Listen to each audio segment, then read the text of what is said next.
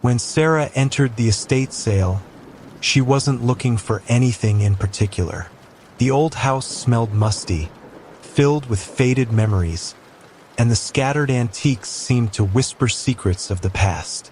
As she wandered through the cluttered rooms, her eyes were drawn to an ornate mirror standing against the wall in a corner of the living room. The frame was carved from dark wood with intricate swirls and woven patterns around its edges, and the glass was slightly cloudy, giving it an air of timeless mystery. She hesitated before reaching for it. It was more expensive than anything else in the room. There was something about it that intrigued her. The elderly woman overseeing the sale noticed her interest and approached with a smile. Her voice was rough but warm. "It's been in the family for generations," she said. "I'm not sure it's worth much, but it has a strange history. Some say it shows more than just your reflection." Despite the warning, Sarah bought the mirror, thinking it was just an old, peculiar relic to add character to her new apartment. However, the woman's words lingered with her, and she found herself looking into the mirror more than she had anticipated. The first night after hanging it in her bedroom, Sarah stood before it, admiring how the frame glimmered in the dim light. Her reflection was clear, her long hair falling in soft waves, her blue eyes bright with curiosity. But as she looked deeper, she thought she saw something move in the glass, something that wasn't her.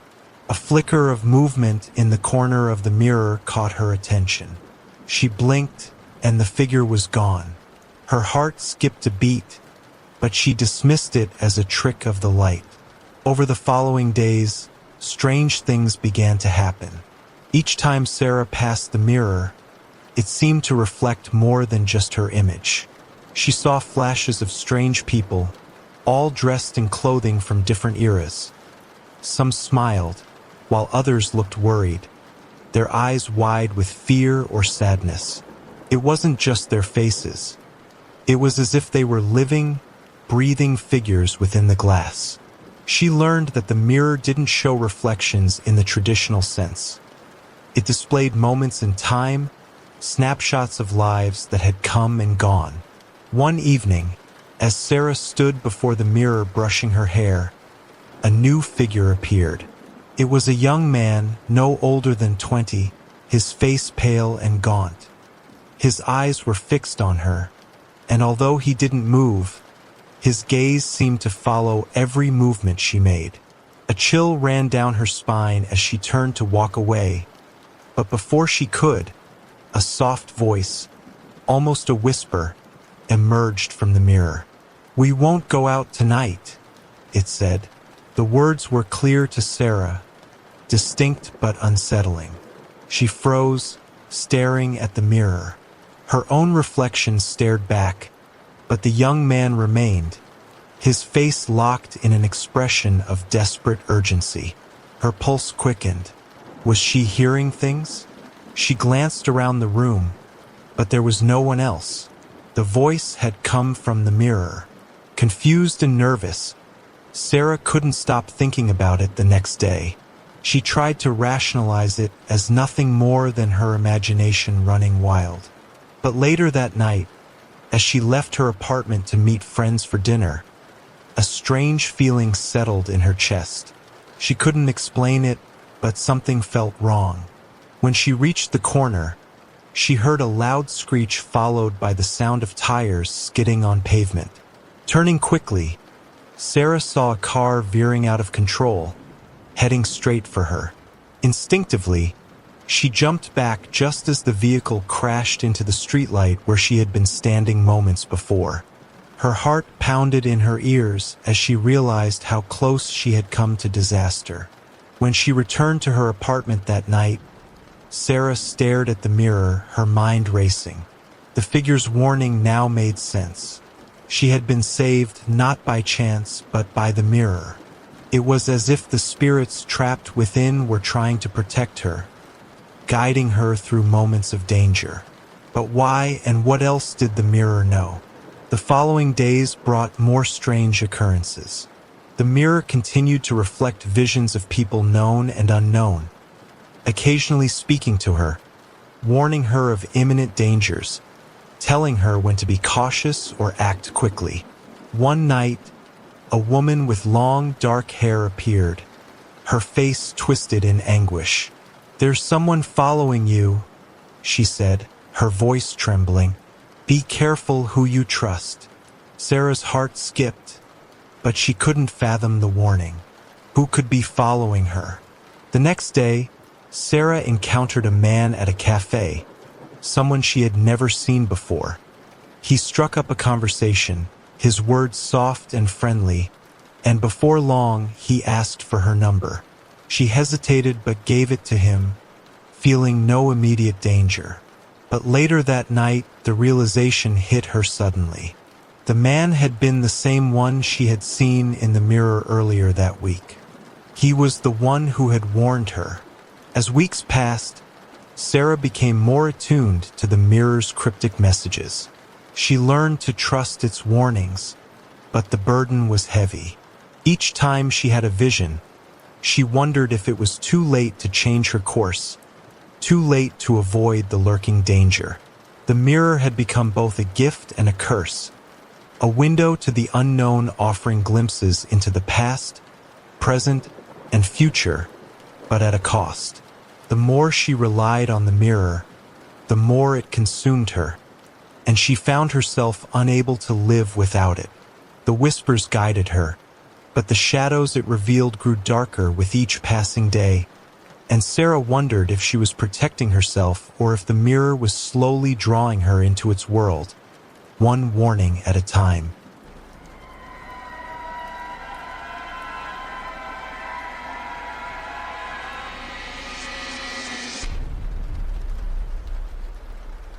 I had been waiting for a quiet moment to go out at night after a long work week. I decided to stop by the local bar to unwind. I was alone, not that it mattered, and found a seat by the window in the dim glow of streetlights casting shadows across the sidewalk. With a drink in hand, I tried to let go of the stress that had built up over the past few days, but something felt off. Started subtly, just a feeling that someone was watching me. I looked up from my drink and saw a man standing at the bar. He wasn't doing anything unusual, just sipping a beer and scanning the room. But when our eyes met, a chill ran down my spine. I quickly looked away, but the unease in my gut didn't subside. I tried to shake off the feeling and focused on my phone, scrolling mindlessly through social media, but the sensation persisted like a weight in my chest. Every few seconds, I'd glance up to find the man still at the bar, looking in my direction. The longer I sat there, the more convinced I became that he was watching me. I couldn't explain it, but something about him made me feel like I was being hunted. As the night wore on, I decided it was time to leave. The man was still there, now seated near the door, and I couldn't shake the feeling of being trapped.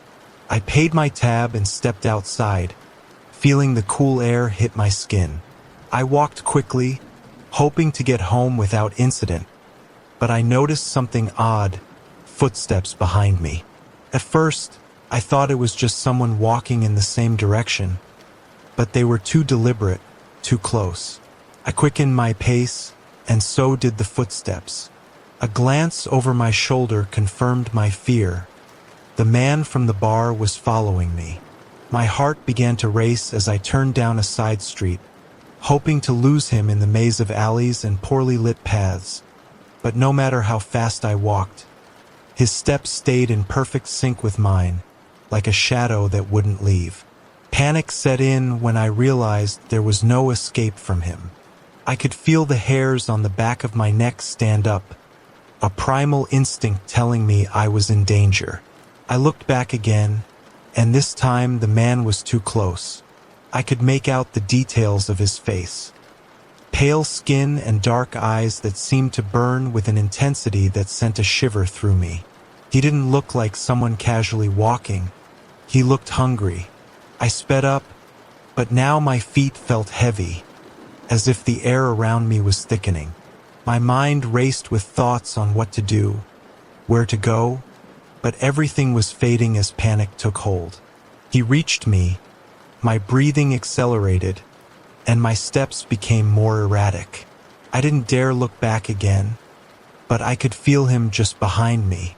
My heart was pounding so hard I was sure he could hear it. When I reached my apartment building, I rushed inside, slamming the door behind me. My hands trembled as I locked all the bolts, my mind a mess of confusion and fear. I leaned against the door, trying to catch my breath. What had just happened? Why was that man following me? It didn't make sense. I walked to the window and peered through the blinds, half expecting to see him standing there, looking up, waiting, but the street was empty, the only sound the distant hum of traffic. For a moment, I allowed myself to breathe, thinking maybe I had overreacted, but then I saw something out of the corner of my eye. The man wasn't gone. He was across the street, standing under a streetlight in front of my building, his head slightly tilted as if he were looking directly at me. My pulse raced again. How had he gotten there so fast? My apartment was on the second floor, and I had made sure to lock the door securely. I couldn't fathom how he had followed me without my seeing him. I backed away from the window, trying to steady my breathing. I didn't know what to do, whether to call the police. Would they even believe me if I told them a stranger had followed me home and was now standing across the street? My mind raced as I tried to think of a plan, but everything felt so surreal, like I was trapped in a nightmare I couldn't wake from. After a few minutes, I gathered the courage to look through the blinds again. The man was still there, his gaze fixed on my apartment. His expression had changed. His lips were curved in a faint, unsettling smile. I couldn't tell if he was aware I was watching, but somehow, I knew he was waiting for something. I stumbled away from the window, my legs weak beneath me. I had to get out of there, but I didn't know where to go. I thought about the back door of the building, but I couldn't risk running into him again. I was trapped. There was no escape. The man remained across the street, motionless, watching, and I realized with horror that he wasn't just some random stranger. He knew where I lived, and I had no idea why. It wasn't until hours later, when I finally mustered the courage to call for help, that I discovered the truth. The police found no trace of the man, no sign of anyone in the area. As far as they were concerned, I was just another person with a crazy story. But I knew something they didn't. The man had been real, and he was still out there.